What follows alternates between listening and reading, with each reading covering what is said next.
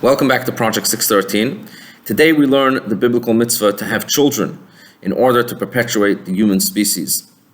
The Torah tells us, Peru uravu, be fruitful and multiply. This mitzvah was first given to Adam and Eve shortly after they were created. In the order of the Torah, it's actually the very first mitzvah you'll find.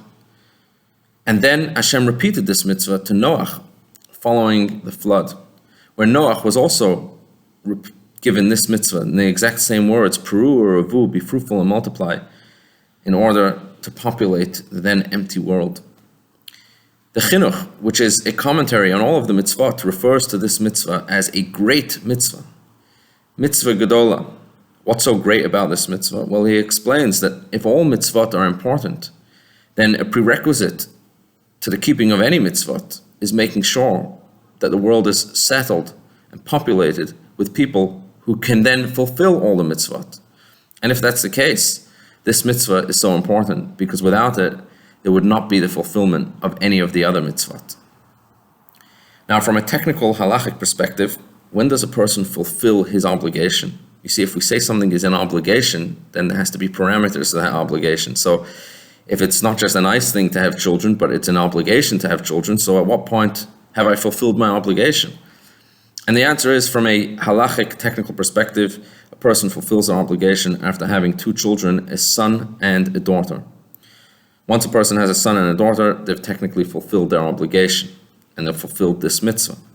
Nevertheless, our sages encouraged us to have additional children, and to have larger families. And in the words of our sages, whoever adds an additional soul, whoever brings an additional soul to this world is as though they've built the entire world. For indeed, from a Jewish perspective, every single individual is considered like an entire world.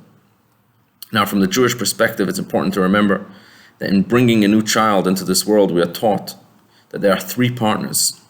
There is the father, the mother, and God himself, who gives the blessing that the union of the husband and wife should produce a healthy child.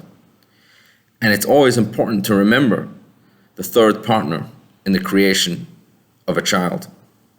And it's for this reason as well that when the Torah instructs Adam and Eve to have children, the Torah doesn't only say that they should have children, but actually instructs them v'kivshuha, that they should be able to conquer the world, that they should be able to overpower any negativity that there is in the world and not be consumed by it.